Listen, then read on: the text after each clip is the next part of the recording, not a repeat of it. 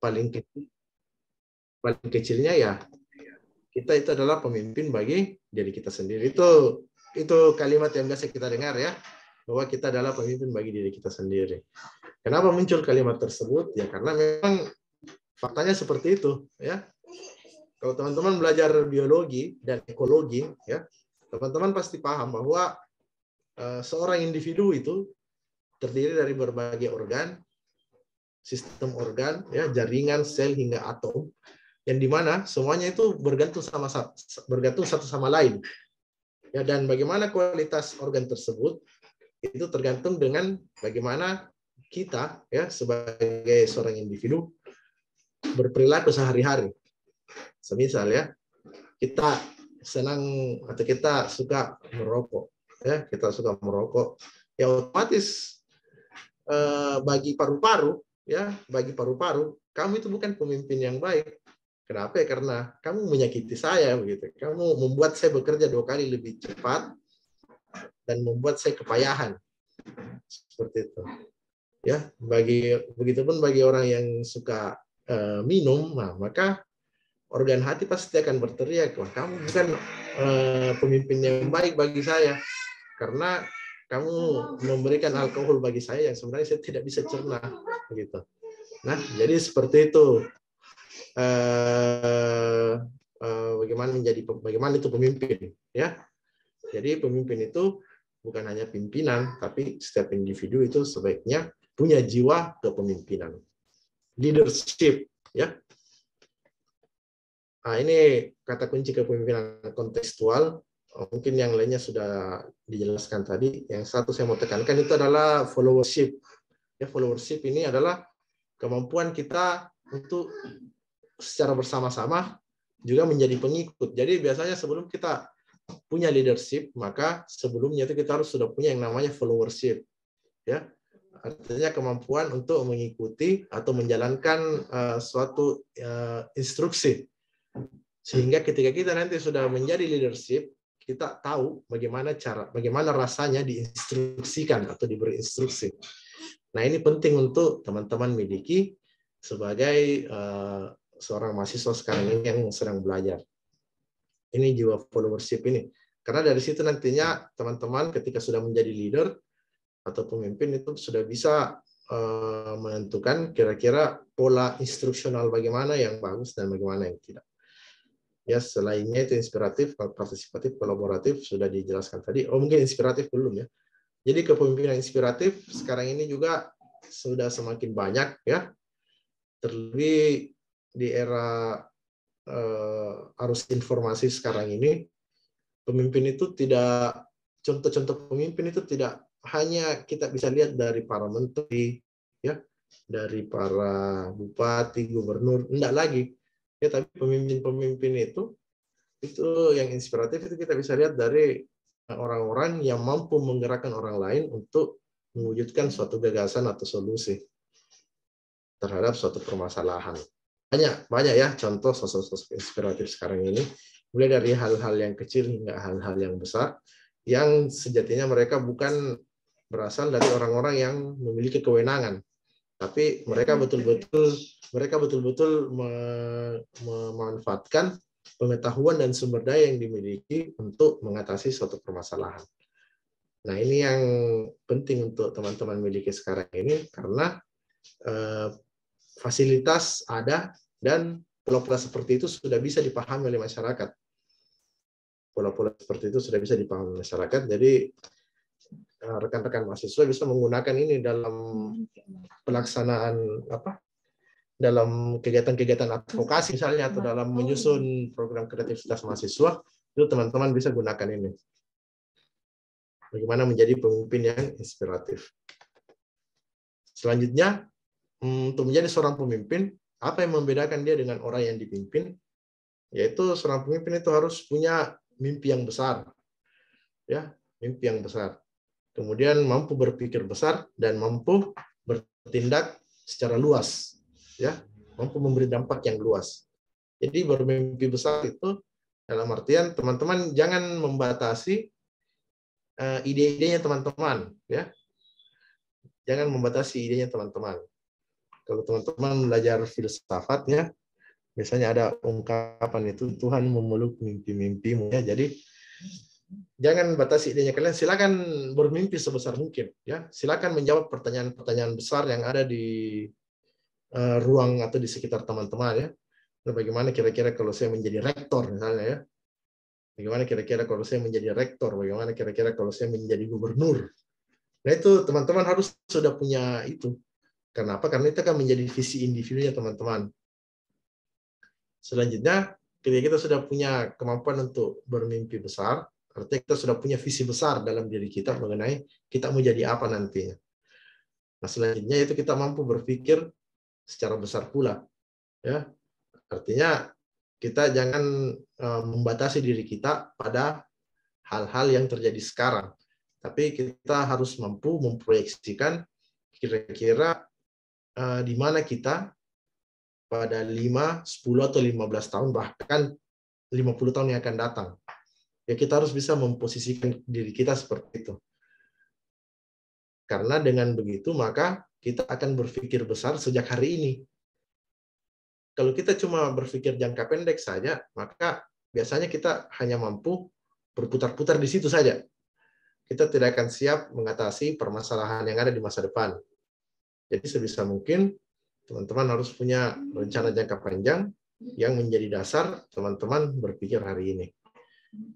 Selanjutnya, teman-teman dengan adanya mimpi besar dan kemampuan berpikir yang besar, maka teman-teman bisa melakukan tindakan-tindakan yang kiranya dapat berdampak luas. Kenapa? Karena kita sudah mampu berpikir atau spektrum berpikir kita itu sudah jauh ke depan. Seperti itu.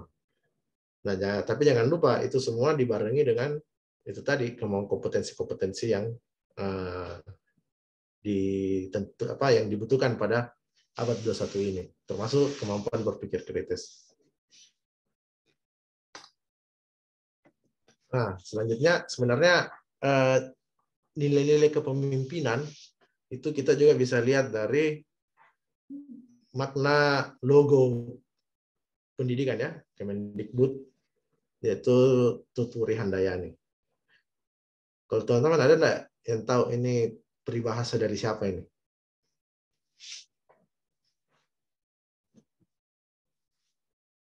Ini peribahasa dari Ki Hajar Dewantara ya, Bapak Pendidikan. Jadi katanya itu bahwa Ingarso Sang Tulodo, ini Jawa ya, Ingmadia Mangun Karso, Tuturi Handayani.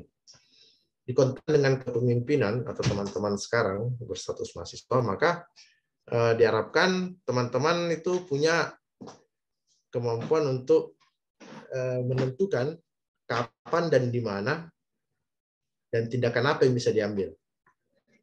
Ya, Ingarso Sang Tulodo itu artinya di depan menjadi teladan, Ingmadia Mangun Karso atau di tengah saling bahu membahu, kemudian Tuturi Handayani di belakang memberi dorongan.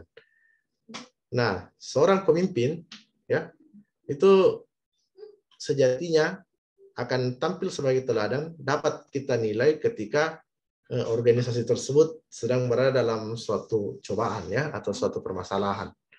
Nah, di situ seorang pemimpin yang baik, dia akan mampu tampil di depan untuk menjadi teladan atau memberi teladan kepada anggotanya. Nah, ketika dia sudah menjadi teladan atau ketika organisasi sudah berjalan dengan baik, maka sejatinya pemimpin tersebut mampu hadir di tengah-tengah untuk bersama-sama bahu-membahu membangun organisasi. Ingmadia Mangun Karso. Ya. Jadi dalam sampai di sini pemimpin itu bisa mendelegasikan kewenangan yang dimiliki ya ke staf di bawahnya untuk mengerjakan apa-apa yang sudah menjadi program kerja. Tapi dia tidak meninggalkan, dia tetap juga berada bersama-sama anggota organisasinya. Selanjutnya, ketika semuanya sudah berjalan baik, ya kewenangan berjalan dengan baik, maka seorang pemimpin itu diharapkan ada di belakang untuk memberi dorongan atau senantiasa memberi motivasi agar kinerja orang-orang yang berada di organisasi itu berjalan dengan baik. Tuturi Handayani memberi dorongan dari belakang. Oke, sebenarnya hanya itu saja sih yang saya ingin share dengan teman-teman terkait kepemimpinan hari ini dan bagaimana teman-teman mahasiswa, khususnya mahasiswa itu bisa tersadar kalau hari ini itu kita mengalami krisis kepemimpinan. Jadi kaum muda, terutama mahasiswa itu diharapkan bisa tampil, ya. Teman-teman harus ingat yang menginisiasi perjuangan kemerdekaan itu adalah para pemuda. Dan kalau teman-teman belajar proklamasi, sejarah proklamasi itu tidak akan dibacakan tanggal 17 Agustus kalau bukan kaum muda yang kemudian memaksa Soekarno untuk segera memproklamirkan kemerdekaan. Nah, sampai di sini kita harusnya sudah paham bagaimana peran pemuda dalam sejarah perubahan bangsa ini.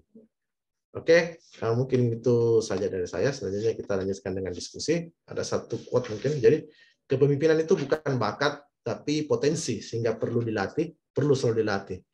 Nah, ambil setiap peluang yang dimiliki, karena waktu bukan kita yang punya. Oke, terima kasih. Saya kembalikan kepada saudara saya, Nur Fadila. Atau mungkin teman-teman ada yang mau bertanya, silakan langsung saja. Baik, Kanda. Terima kasih atas materi yang diberikan.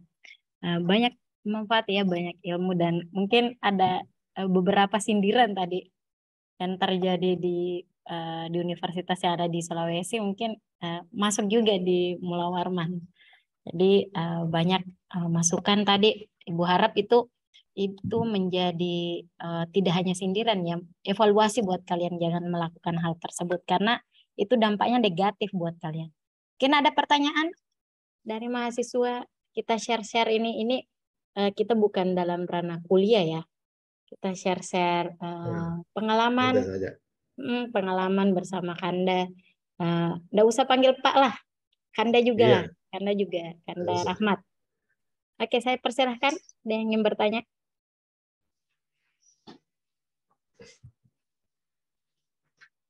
Ayo. Di sini ini kurang ya. Ada yang ingin bertanya? Mana nih? Yang aktif organisasi banyak nih Kanda di sini.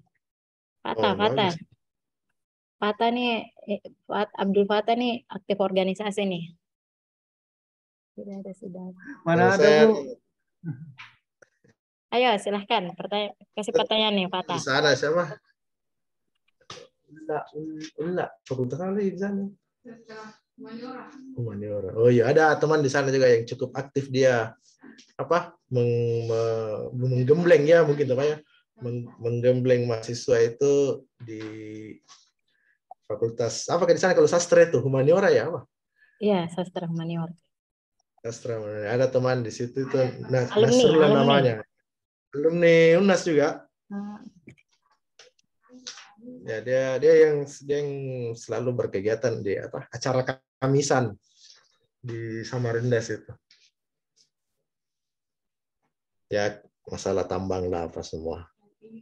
Nah, kalau di sini panas tuh. Ayo, yang mau bersuara mana nih?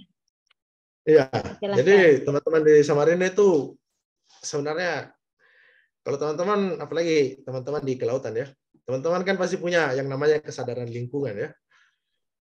Nah, sekarang untuk bisa kira-kira mengembalikan atau merestorasi kondisi di Kalimantan khususnya, itu teman-teman mau tidak mau harus punya keberanian untuk tampil sebagai pemimpin. Ya, kenapa? Karena kalau tidak begitu, ya tidak mungkin suaranya teman-teman akan didengar. Ya, untuk memperbaiki ini itu. Bisa dilihat sekarang upaya-upaya perbaikan di pesisir Kalimantan kan itu sebenarnya lebih banyak datang dari NGO ya, bukan dari upaya kolektif masyarakat lokal di sana. Nah, ini yang masih menjadi, atau sebenarnya perlu teman-teman khususnya yang belajar ya, karena dengan belajar itu seiring datangnya pengetahuan ya, seiring juga datangnya tanggung jawab. Ya, teman-teman yang punya tanggung jawab untuk mencoba menginisiasi itu tanpa harus menunggu donor-donor dari luar. Karena ya teman-teman lebih banyak tahu tentang lokasi tersebut. Oke, silakan kalau ada yang mau pertanyaan. Ayo, silahkan ingin bertanya. banyak tips tentang berorganisasi, coba ya. Kita kan mau dikontekskan dengan permasalahannya teman-teman ya.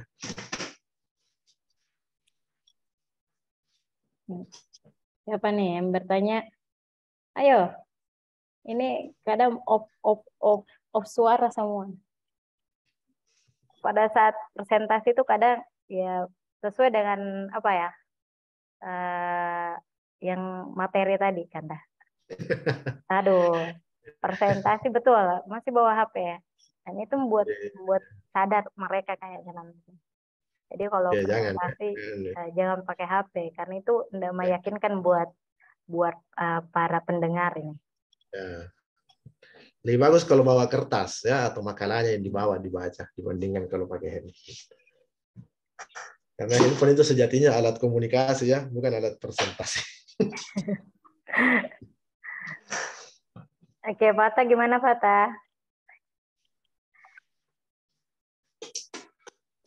Ya Bu, saya mau nanya Bu. Ya, silakan Kakak Fata.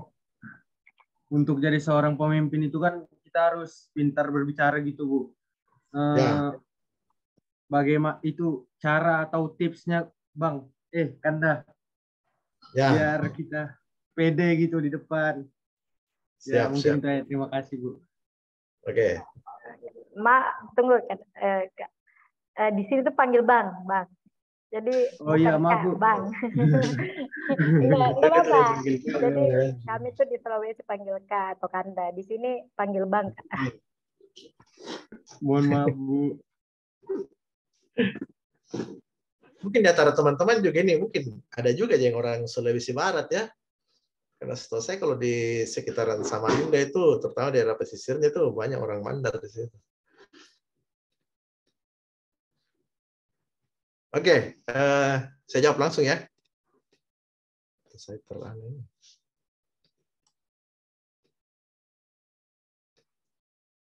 Bagaimana? Suara saya kedengaran ya? Kedengaran Bang. Oke, saya jawab saja ya. Komunikasi. Kalau merujuk ke Soekarno, caranya dia latih kemampuan komunikasinya itu ya, sehingga dia mampu berapi-api seperti itu. Ya, dia latihan di depan cermin, ya. Dia latihan di depan cermin. Kemudian dia latihan bicara di dapur, ya. Dia latihan bicara di dapur. Jadian dia ceramah itu piring-piring, sendok-sendok, itu yang dia jadikan perumpamaan. Jadi banyak ada beberapa tips juga untuk melatih keterampilan berbicara, termasuk sebenarnya kalau dikasih sama dosennya untuk presentasi itu sebenarnya bagian atau kita bisa manfaatkan sebagai kesempatan untuk melatih kita berbicara di depan umum ya. Kalau kita lagi apa istilahnya kalau di sana ya pengkaderan ya, itu semua sebenarnya kenapa kita dipaksa ya, karena mau dilatih di situ teman-teman dipaksa untuk melatih diri kalian berbicara di depan umum.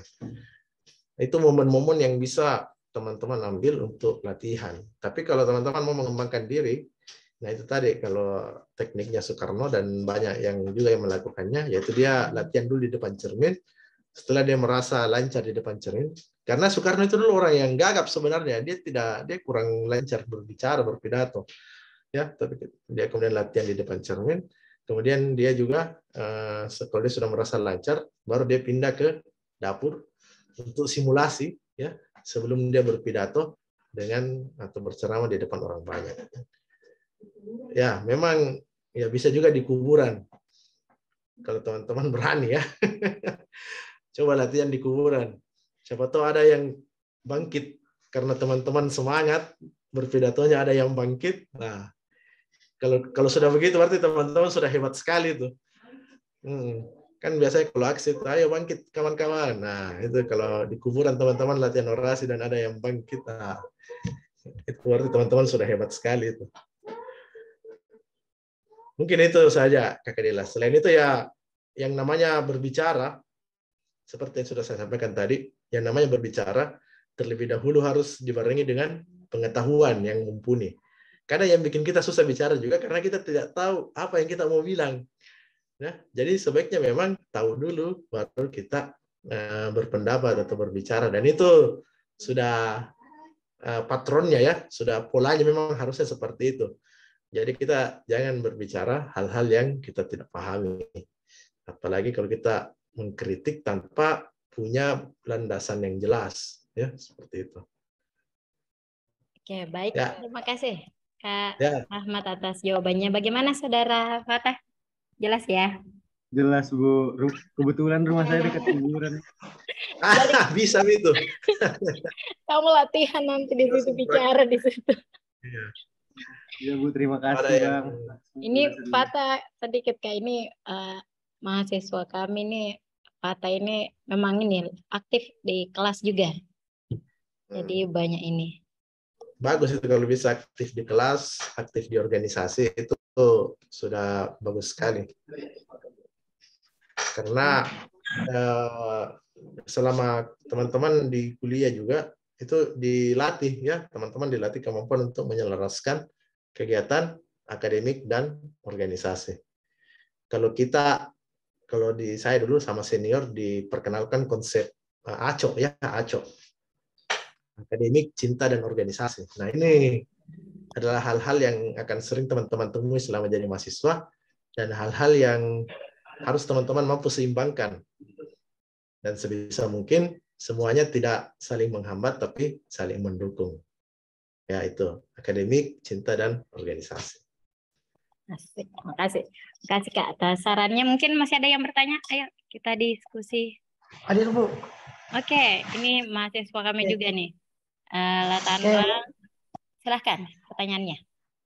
Oke, Assalamualaikum Bang. Mohon izin Bang ya. Sedikit pertanyaan. Tadi saya mengutip terkait yang apa Abang sampaikan, yang dimana seorang pemimpin itu harus berada di belakang gitu Bang ya, untuk mendorong teman-teman untuk membangkitkan semangat.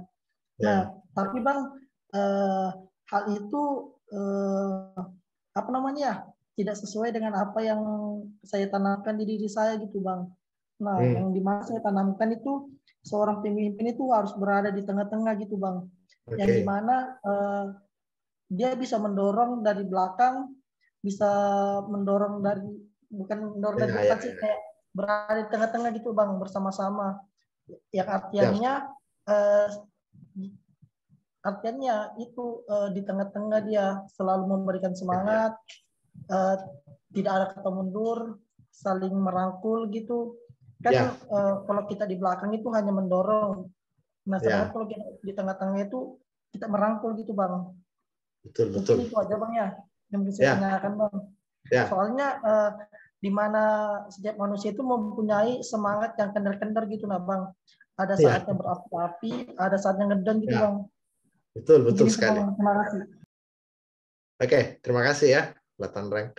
Jadi betul seperti itu dan tidak salah ya.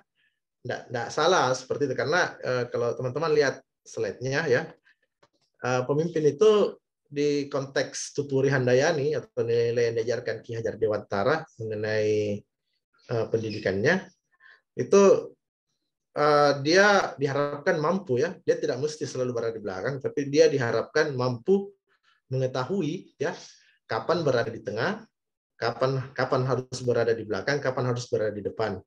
Dan memang posisi yang paling strategis ya memang berada di tengah, dalam artian pada saat tertentu kita bisa tidak jauh turun ke belakang dan pada saat tertentu kita tidak terlalu jauh tampil di depan. Ya. Kenapa? Karena kalau kita misalnya keasikan di depan ya menjadi teladan, itu biasanya kita tidak mengerti lagi permasalahan yang ada di belakang bagaimana. Ya, jadi memang posisi yang strategisnya itu adalah di tengah. Cuma yang saya sampaikan tadi, kalau mau yang baik, ya kita harus mampu membaca situasi ya, membaca situasi. Betul, semangat atau motivasi teman-teman dalam organisasi itu kendor-kendor ya. Kita disuruh datang, kita satu angkatan misalnya 50, yang datang hari ini biasanya cuma 15, besok 30, besoknya lagi 20. Nah, di situ pada tahap itu sebenarnya kita bisa refleksikan ya, teman-teman bisa refleksikan bahwa sebenarnya kondisi organisasi di situ kurang bagus. Ya, kondisi organisasi kurang bagus. Jadi pada tahap itu sebenarnya teman-teman harus tidak apa-apa berposisi di tengah, tapi lebih banyak mendorong dari belakang. Ya, jadi tidak apa-apa tetap membangun karso, membangun karya, membangun organisasi, tapi teman-teman harus tetap juga merangkul orang-orang yang ada yang tidak datang, ya, yang belum aktif seperti itu ya. Teman-teman harus bisa melakukan itu supaya organisasi tetap berjalan dan teman-teman bisa melaksanakan kegiatan-kegiatan dengan secara lebih kolaboratif dengan ide-ide yang lebih banyak. Kalau poin yang pertama tadi, yang pemimpin di depan menjadi teladan, itu biasanya hanya terjadi pada saat organisasi diterpa suatu permasalahan. Nah, di titik itu maka kita perlu seorang teladan yang mampu mengambil keputusan, ya, dan mampu merangkul kita semua. Oke, jadi yang seperti itu tidak masalah kapan kita mau memilih posisi di mana. Yang penting kita mampu membaca situasi dan kita memang bertindak atas dasar kebutuhan organisasi. Selama seperti itu sih tidak ada masalah. Itu hal yang positif. Good luck, Bang. Lanjutkan. Oh iya Bang, ada sedikit lagi pertanyaan nih Bang. Oke, silakan. Bang. Bagaimana Bang cara kita menghadapi situasi apabila nih kita seorang pemimpin memberi tanggung jawab kepada anggota kita Bang. Nah, kita ini sudah mencoba merangkul, mendorong. Nah, tapi dari orangnya lagi nih Bang, yang awalnya panas-panas kayak ayam gitu nah Bang, yang awalnya semangat gitu kan. Nah, lama-kelamaan kendor semangatnya Bang. Nah, dan melupakan tanggung jawabnya Bang. Ya. Seperti, banyak orang seperti itu akan temui selama kita berorganisasi. Ya, kalau dia bilang Susi Pujastuti, tenggelamkan. Nah ya, seperti yang saya sudah jelaskan juga di awal tadi, jadi basis pengetahuannya orang-orang itu berbeda-beda. Tapi tentu saja kita juga punya batas waktu untuk melakukan upaya penyadaran seperti itu ya. Misalnya kita sudah kasih tanggung jawab, kemudian masih teledor, kemudian kita sudah kasih tahu dan dia masih mengulang-ulang terus ya. Nah, itu sisa dari kesepakatan teman-teman saja ya. Tentunya itu semua harus dari hasil dalam artian kalau sebagai seorang pemimpin tentu kita harus punya referensi informasi yang banyak ya. Jadi untuk mengambil keputusan tentang orang tersebut kita juga harus banyak diskusi dengan orang-orang, dengan orang terdekatnya, kira-kira kenapa dia seperti itu ya. Memang apalagi di zaman sekarang tantangannya untuk menghidupkan organisasi itu, untuk melatih jiwa kepemimpinan itu sangat sedikit ya. Motivasi teman-teman itu sangat sedikit. Mereka lebih senang nongkrong ya, kongko-kongko, membahas sesuatu yang tidak jelas ya, kemudian mengabaikan tanggung jawab misalnya kalau dia aktif di organisasi ya. Jadi memang caranya ya memang kita perlu membatasi diri ya, artinya kita perlu memberi waktu untuk dia dan untuk kita juga, sampai kapan dia mau memperbaiki, kita bisa lihat dia punya progres. Dan tentu saja dalam teori komunikasi yang paling efektif itu kalau kita langsung konflik atau bertanya langsung dengan orang tersebut. Kenapa tidak aktif? Ya, kalau dia sudah jawab, silakan kasih pilihan. Jadi bagaimana, mau lanjut atau tidak? Seperti itu. Mungkin itu kalau pengalaman ya. Yang paling efektif itu langsung bertanya langsung saja. Kalau masih dikhianati juga, jadi ya dari teman-teman saja bagaimana keputusannya. Seperti itu. Oke, siap. Terima kasih Bang ya atas jawabannya Bang. Oke. Ada yang bertanya via chat ya. Iya. Terima kasih Latanrang ya atas pertanyaannya, sangat super nih. Mungkin pengalaman sendiri. Sekadar info, Kak, si Latanrang ini pernah ini aktif kegiatan juga, sering demo juga ini anak. Dia tahu kondisi-kondisi seperti itu nih. Jadi dia tadi tuh curhat itu. Iya, sering begitu ya Latanrang, konsolidasi seseorang yang datang aksi 20 orang ya. Oke, baik. Karena mungkin ada pertanyaan lagi, saya baca ya izin ya. Pertanyaan dari Ridwan Alamsyah. ingin bertanya, bagaimana kalau kita ingin sesuatu yang baru terkait dengan soft skill itu Bang, tetapi bakat kita nggak ada sama sekali di dalam diri kita sendiri. Nah, bagaimana caranya untuk mendalami bakat tersebut agar proses kedepannya semangat menjalani bakat hal tersebut bisa dilaksanakan? Memunculkan bakat nih. Mungkin ada saran dan solusi. Memunculkan bakat ya. Jadi kalau memunculkan bakat itu apa ya? Untuk mencapai kesuksesan ya. Untuk mencapai kesuksesan itu biasanya orang sebut bakat 1%, 99%-nya itu usaha.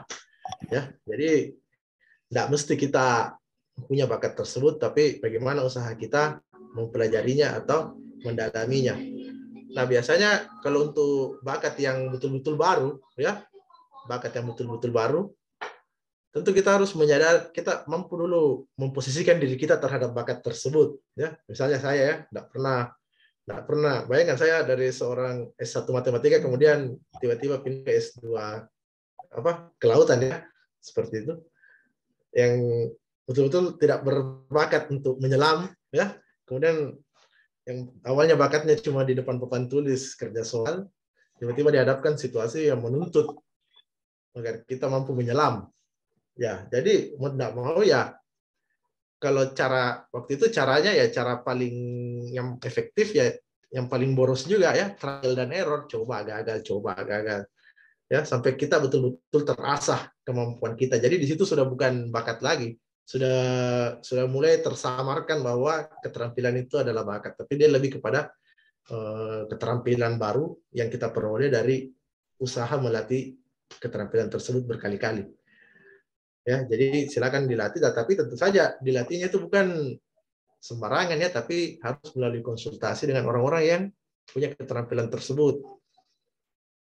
Nah, itu ya. Jadi agar bisa semangat ya tentu kita harus berada di lingkungan yang mendukung kita mencapai keterampilan tersebut.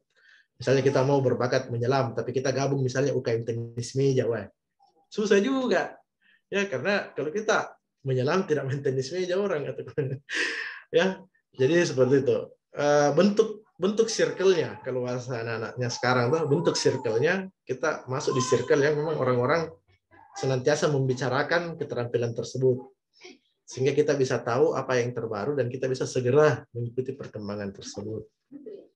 Dan yakin saja itu ya, kesuksesan itu 1% bakat, 99% itu adalah usaha. Oke. Ada yang lain? Terima kasih. Thank you, Ridwan. Oke, seperti itu ya Ridwan. Jadi tidak mesti kamu tidak percaya diri dengan karena tidak ada bakat, tapi ya, usaha itu yang paling utama. Betul. Terima kasih. Demo ya, kumpul sama orang-orang yang suka demo. Kalau teman-teman yang mau bakat demo, kumpul sama orang yang bakat demo. Circle-nya, pokoknya bertemanlah dengan yang baik dan benar. Ya. Ada lagi pertanyaan? Persilahkan. Mungkin satu pertanyaan penutup. Oh ya, kita cuma sampai setengah 12 ya. Iya, karena ini apa akunnya. Oh. Akun pinjam dari ini program studi akunnya. Astaga, ada akunku juga di sini. Oh. Silakan Ibu. Oh, masih ada pertanyaan nih. Oke. Boleh bertanya lagi? Bisa, tenang. Lebih. Jadi mohon izin Bang ya Bu. Jadi pertanyaan penutup dari saya, kita kan sebagai mahasiswa merupakan ujung tombak dari penyampaian aspirasi dari masyarakat. Nah, yang dimana kita lihatlah belakangan ini kondisi perpolitikan di negara kita ini sedang panas gitu, yang dimana masing-masing parpol ini mencobalah untuk bersaing untuk di tahun 2024. Nah, saya mau tanya, kita sebagai mahasiswa ini Bang, untuk menghadapi situasi perpolitikan untuk menentukan pilihan kita di 2024 ini seperti apa Bang? Kriteria pemimpin yang harus kita pilih gitu Bang, yang harus memimpin lebih dari 270 juta jiwa. Terima kasih Bang. Oke, makasih Dr. Oke, langsung saya jawab ya. Jadi memang di situasi-situasi seperti ini, disinilah kepemimpinan mahasiswa juga, termasuk kepemimpinan mahasiswa juga itu diuji. Ya, bagaimana mahasiswa mampu melakukan kajian, menganalisis terhadap sebenarnya apa yang dibutuhkan oleh bangsa ini. Ya, melakukan kajian berbasis dengan informasi-informasi yang diperoleh dari masyarakat. Nah, ini yang menjadi penting sekarang karena kalau pada saat mahasiswa dulu ya kami mengembangkan apa yang namanya advokasi by research ya. Artinya setiap kegiatan advokasi itu mau itu kegiatan advokasi lingkungan ya atau advokasi kasus itu kita selalu berbasis data. Nah, termasuk dalam perpolitikan seperti ini ya. Memang sebenarnya kontribusi mahasiswa itu sangat dibutuhkan. Tapi untuk menghindari ya terlebih di situasi sekarang di mana masyarakat sangat mudah terpolarisasi ya sangat mudah terpecah belah, maka mahasiswa diharapkan sebelum memutuskan atau menyampaikan bagaimana keterlibatannya dalam proses politik, maka sebaiknya terlebih dahulu melakukan proses-proses riset seperti itu mengenai apa yang sebenarnya dibutuhkan masyarakat. Dan itu tadi ya seorang pemimpin itu mampu memiliki mimpi yang besar, jadi diharapkan hasil kajiannya itu berdasarkan pada kira-kira cita-cita Indonesia di tahun 2050 misalnya ya, karena kan pemerintah sekarang ini cita-citanya Indonesia cuma sampai 2045 ya, 100 tahun. Nah, coba teman-teman sampai di 2050 atau di 2100. Nah, berdasarkan itu teman-teman bisa berkontribusi positif dalam politik dengan memberikan argumen-argumen yang masuk akal dalam menentukan kriteria pemimpin. Kalau saya ditanya bagaimana kriteria pemimpin yang saat ini dibutuhkan oleh Indonesia di tengah-tengah situasi global saat ini, ya di tengah-tengah situasi perekonomian yang tidak menentu, ya peperangan, tentu saja kita butuh pemimpin-pemimpin yang mampu menegaskan ya, mampu menegaskan ideologi kita di tingkatan global.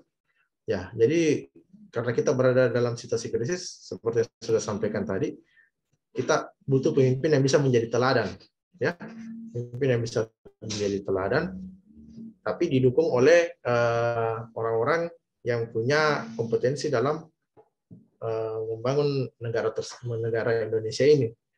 Kenapa? Ya itu tadi. Situasi kita sekarang tidak baik saja, jadi kita butuh dalam situasi ini kita butuh teladan, pemimpin yang bisa menjadi teladan bagi kita semua. Karena orang-orang juga sekarang lebih banyak belajarnya itu bukan melalui buku ya, tapi melalui sosok. Ya, jadi saya rasa itu perlu, itu yang penting sekarang. Itu saja mungkin ya, 8 tahun. Baik, mungkin terima kasih atas pertanyaan dari Latanrang dan teman-teman tadi, ada Fata, Ridwan yang sudah berpartisipasi dari pertanyaan dari webinar kita hari ini. Sebelum Ibu tutup, Ibu ingatkan untuk absen ya, absen sesuai dengan nama, kemudian email harus betul ya supaya bisa benar. Ini webinar. Jadi semoga di kemudian hari, betul kata Latanrani, bisa bertemu. Kita undang Kak Rahmat Januar Nur langsung ke Samarinda nanti. Semoga itu akan ada harinya nanti ya. Jadi mereka ini butuh seperti Kak Rahmat ya. Enak dia cerita, mereka tuh dari tadi itu saya sering paksakan dia untuk bertanya, Kak. Jadi kalau dalam kelas, ayo bertanya siapa saya sebut namanya, karena kalau tidak disebut namanya, tidak kita ajak, dia akan minder, agak-agak tidak percaya diri. Padahal kalau dia bertanya itu semua berbobot, pertanyaannya menarik. Makanya Kak, mereka ini cuma kurang kurang percaya diri dan kurang kemauan aja untuk menantang dirinya. Jadi, harus berani berbicara. Makanya saya ambil materi ini, Kak, materi soft skill, menaikkan soft skill mereka. Jadi ada pembelajaran yang bisa mereka terima di perkuliahan, kemudian bisa meningkatkan jiwa kepercayaan diri mereka, menjadi seorang leader nantinya. Baik, sebelum saya tutup, saya ucapkan banyak terima kasih kepada Kak Kanda Rahmat Janwar Nur atas kesediaan waktunya telah memberikan ilmu, berbagi ilmu dengan kita, berbagi materi dengan kita. Ada banyak makna ya yang bisa kita petik dari informasi dari materi yang sudah disampaikan, dari diskusi-diskusi yang telah kita berikan.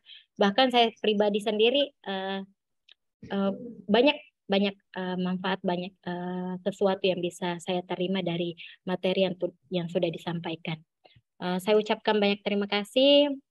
Juga saya ucapkan banyak terima kasih kepada para peserta, mahasiswa yang sudah bersedia hadir, meluangkan waktunya.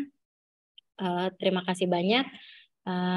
Kurang lebihnya mohon dimaafkan. Saya tutup webinar online ini dengan ucapan alhamdulillah dan terima kasih banyak.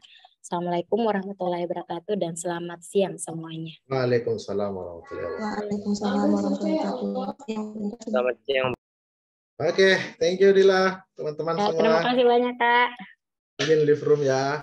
Ya Kak, makasih banyak semuanya, terima kasih. Dadah.